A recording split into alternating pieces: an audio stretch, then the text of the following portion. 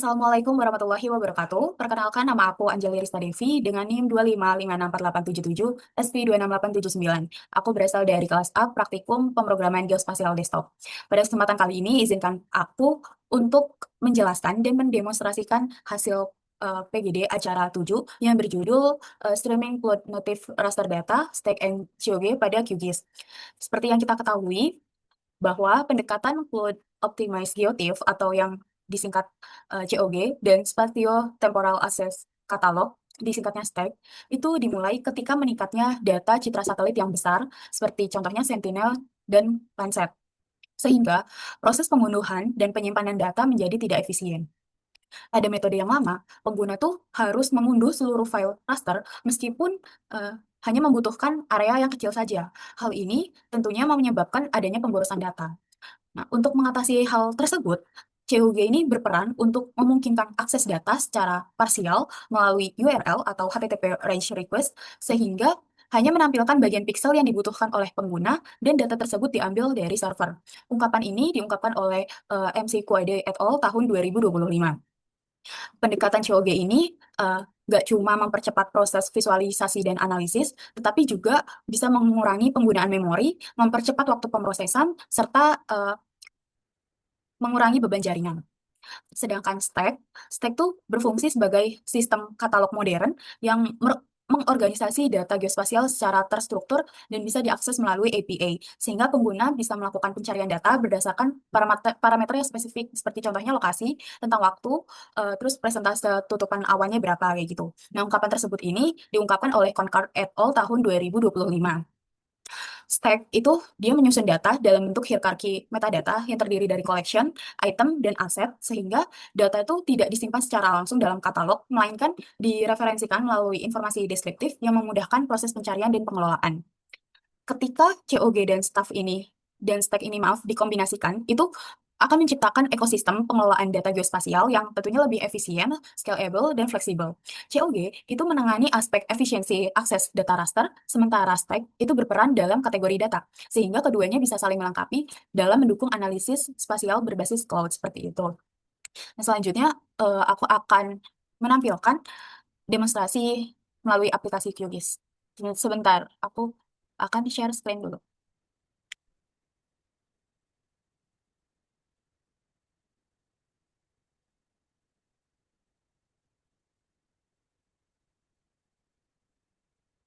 Di sini apakah sudah terlihat? Pertama, sebelumnya kita tuh install plugin dulu. Itu namanya Stack API dan Browser. Stack API, API Browser ini. Tapi karena aku kemarin nggak bisa install, jadi langsung aja lewat uh, Python console, itu juga tetap bisa kok seperti itu. Ini langsung close aja. Nah, di acara ketujuh PGD ini ada tiga script. Yang pertama tuh nampilin citra acara 7 itu tuh maksudnya kayak ditampilin lewat COG gitu. Terus yang kedua itu ada script pencarian otomatis tapi lewat Stack API sama Python. Yang terakhir tuh modifikasi script buat misahin band inframerah sama NIR kayak gitu. Jadi yang pertama dulu yang lewat COG ini aku namain filenya nampilin citra acara 7. Di sini tuh ada komen import library inti QGIS yang ini yang aku blok biru. Ini tuh kayak dia import QGIS raster layer. Ini tuh kayak buat nampilin data raster gitu sama QGIS project kayak buat bikin projectnya.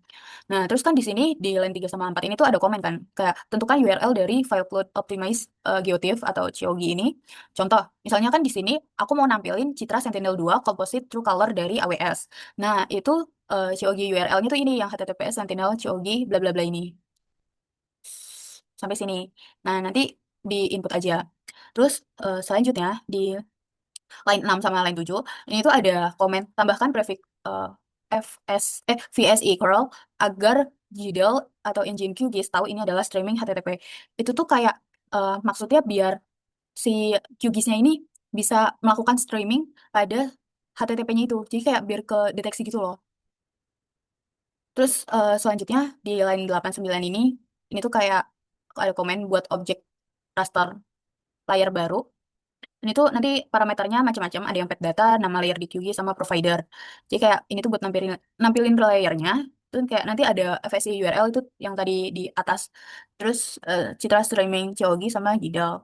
Habis itu selanjutnya kita validasi dulu nih, itu tuh datanya benar atau enggak. Kalau misalnya datanya udah benar, itu nanti bakal ketampil di kanvas petanya ini yang di sini. Nanti tuh kayak bakal ke print ini loh, print berhasil layar ditambahkan ke peta.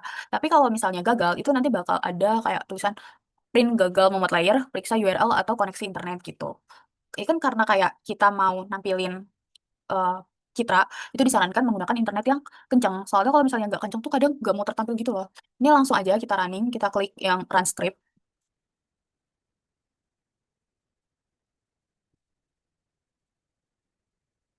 dan zoom to layer dulu. Kok nggak kelihatan? Nah, di layarnya kelihatan kan? Nah, ini tuh hasil citra yang kita yang kita tampilkan lewat Python console terus lewat COG juga gitu. Jadi citra yang di sini itu citra Sentinel-2 Composite True Color dari AWS. Kayak bisa kita zoom gitu loh. Ini tuh kayak ada tutupan awan gitu.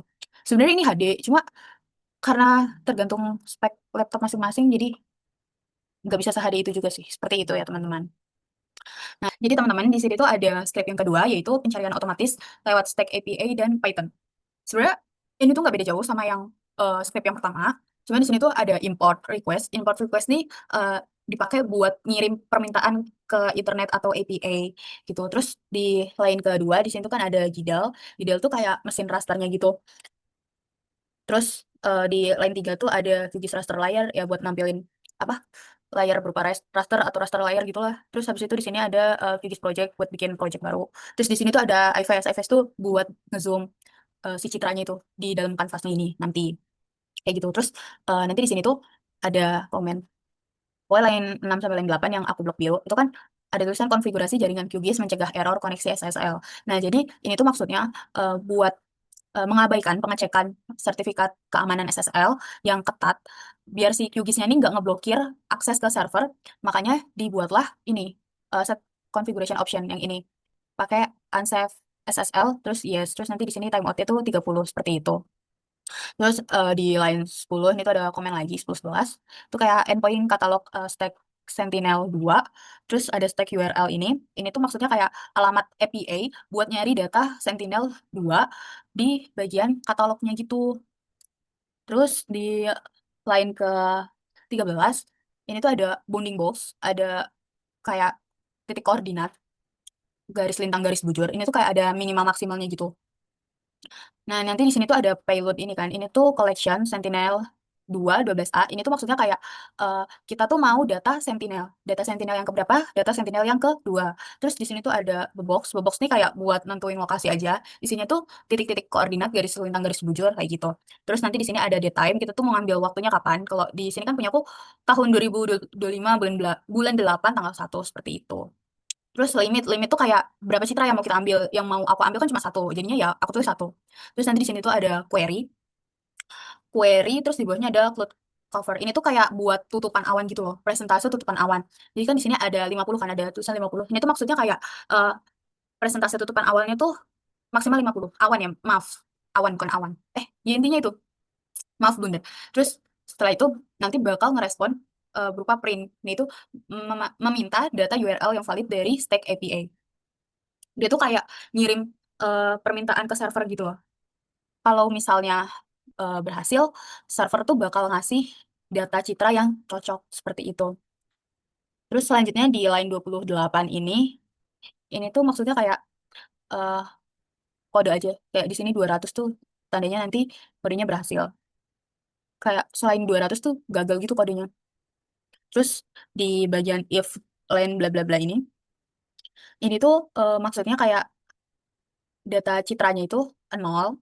Terus kayak ambil indeks yang nol berarti yang pertama sama ambil tanggal citranya daytime gitu. Terus di sini tuh kayak ambil URL dari di bagian aset.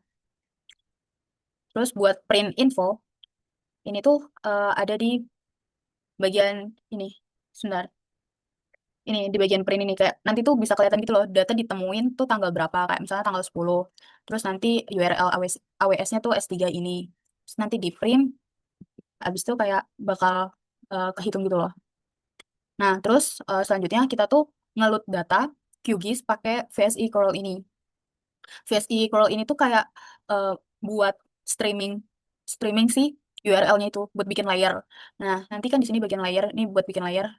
Terus kayak tanggalnya tuh tanggal 10 gitu di bagian sini. Terus selanjutnya ada if layer is valid. Ini tuh ada add map layer buat nambahin layer ke bagian kanvasnya.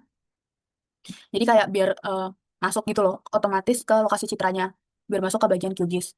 Terus nanti bakal ada kayak perintahnya gitu. Kalau misalnya citranya berhasil dimuat, itu bakal ada tulisan citra berhasil dimuat, cek kanvas QGIS Anda. Tapi kalau misalnya gagal, disuruh cek log message-nya ini, Ninjidal ini. Terus kalau misalnya di lokasi itu ternyata citranya nggak ada, itu bakal ke print tidak ada citra dengan kriteria tersebut di lokasi ini. Gitu. Terus ini tuh buat print kalau misalnya error aja seperti itu. Nah, selanjutnya next aja langsung kita running di step yang kedua. Bentar-bentar. Nah, itu eh, udah tertampil citra yang kita mau, tapi lewat Stack API dan Python seperti ini citranya, seperti itu. Nah, selanjutnya masih ada satu script lagi, yaitu modifikasi script buat misahin eh, citra inframerah sama inframerah dekat atau near gitu. Nah, jadi di sini tuh sebenarnya nggak beda jauh sama yang sebelumnya, cuma kayak ini tuh dipisah aja gitu loh, near sama inframerahnya. Ini tuh kayak buat ada script yang ketiga, yaitu kita bakal modifikasi scriptnya biar bisa memisahin band inframerah sama inframerah dekat. Sebenarnya tuh nggak beda jauh sama apa script yang sebelumnya. Di sini tuh kayak masih ada import request. Import request ini buat eh, minta permintaan ke internet atau API. Terus nanti ini Gidel nih mesin raster. Terus di sini buat nambahin data raster, terus bikin project. Habis itu Ives nih kayak buat nampilin citra atau petanya ke dalam kanvas gitu. Terus di sini juga masih sama, kayak mencegah error koneksi SSL, itu pakai yang set configuration ini, terus pakai HTTP unsafe SSL gitu. Terus di sini tuh masih ada stack URL-nya. Stack URL-nya tuh eh, alamat API buat mencari data yang kita mau. Kan tadi maunya Citra Sentinel 2. Nah, yaudah berarti untuk nyari Sentinel 2 tuh pakai alamat API ini. Terus selanjutnya di sini tuh ada kuning box. Itu tuh kayak titik koordinat. Di sini tuh garis lintang garis bujur. Nanti ada nilai maksimum sama nilai minimumnya. Terus di sini tuh ada payload. Itu collection nih kayak kita mau nampilin citra apa. Kan kita mau nampilinnya Sentinel 2 12A kan. Ini nanti tuh yang bakal ketampil ini, kita mau data ini gitu. Terus box tuh lokasi, ya ini tuh isinya kayak garis lintang, garis bujur, titik koordinat gitu lah. Terus di sini ada daytime, ya waktu waktu yang kita mau tuh kapan, citranya kapan kayak gitu. Terus ini limit berapa yang mau dibutuhin, karena kita cuma butuh satu, tulislah satu. Terus di sini ada persentase tutupan awan, 50% kayak gitu. Terus selanjutnya di sini tuh ada mana? Print meminta data URL yang valid dari Stack API. Ini tuh maksudnya kayak ngirim permintaan ke server. Nanti kalau misalnya berhasil, servernya tuh bakal ngebalikin daftar citra yang cocok kayak gitu. Sebenarnya nggak beda jauh sih sama yang tadi. Masih ada status code, kayak kalau 200 tuh nanti berhasil, selain itu kayak gagal. Terus habis itu di bagian, sebentar, ini tuh kayak buat itemnya berapa, tanggal, aset gitu. Terus ini itu kayak buat ambil URL dari asetnya gitu. Tanggalnya tanggal berapa, tanggal 10 kayak gitu. Terus selanjutnya di sini tuh ada, sebentar mana tadi? Di sini tuh ada load ke QGIS pakai FSI Crawl ini tuh kayak buat streaming data. Sama kayak di modul sebelumnya tadi. Layarnya ini, tanggalnya segini. Sorry, kayak gini. Terus kalau misalnya layarnya itu valid, itu tuh nanti dia bakal tambah gitu loh di map canvasnya itu. Jadi kayak kita tuh bisa ngezoom pakai si iVerse-nya ini gitu. Terus nanti bisa di refresh juga. Nah, kalau misalnya citra yang diupload itu berhasil, itu nanti bakal ke print citra berhasil dimuat, cek kanvas dari Anda. Tapi kalau misal gagal, disuruh cek log message di dalam gitu. Itu sama sih, sama kayak sebelumnya.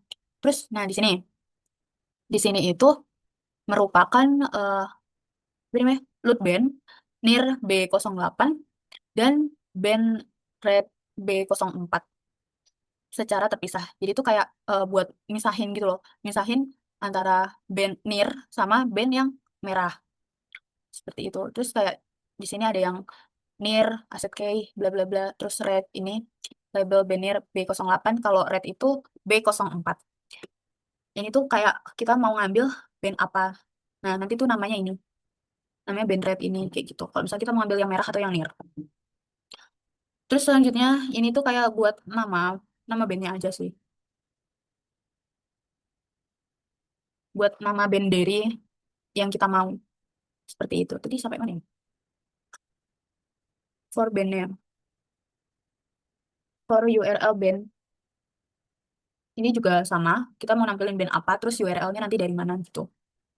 Terus di bagian sini, kalau bandnya yang tadi itu berhasil dimuat ke QGIS, itu bakal kayak muncul gitu loh, berhasil dimuat ke QGIS. Tapi kalau misalnya nggak bisa, ya udah nanti bakal ke print tulisan gagal memuat CFG label ini. Terus kita disuruh cek LOG message atau di bagian JDAL-nya ini. Terus kalau misalnya nggak ditemuin citranya, ya bakal ke print, tidak ditemukan di aset ini, di sini gitu. Terus nanti bakal ke print lagi tidak ada citra dengan kriteria tersebut di lokasi ini. Nah ini kalau misalnya nanti itu error gitu loh, stack API-nya ini, seperti itu.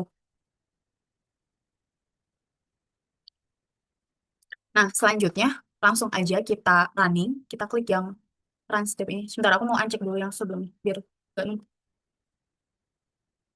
sebentar loading.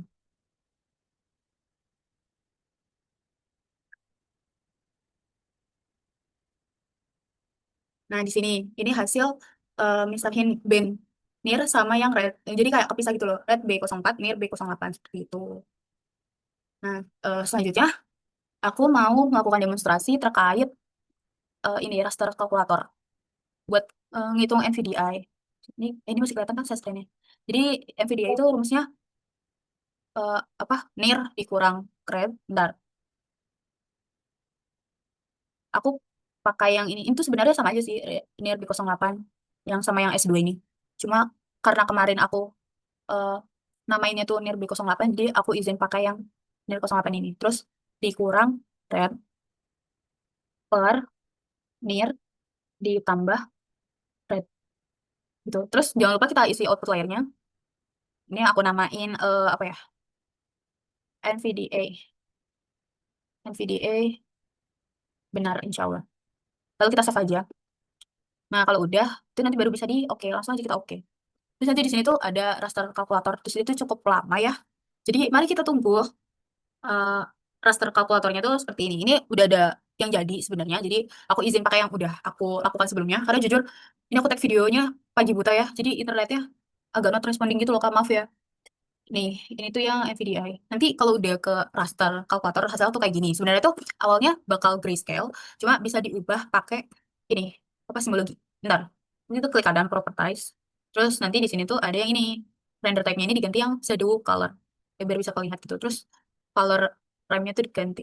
Color ramp, kayak bisa diganti gitu loh sesuai yang kita mau. Misalnya kayak mau yang warna ini. Terus nanti kita tinggal oke aja. Terus kayak dia berubah gitu. Seperti itu. Oh, ini langsung stop share ya. Sekian demonstrasi dan penjelasan mengenai praktikum pemrograman geospasial desktop acara ketujuh. Kurang lebihnya mohon maaf. Wassalamualaikum warahmatullahi wabarakatuh.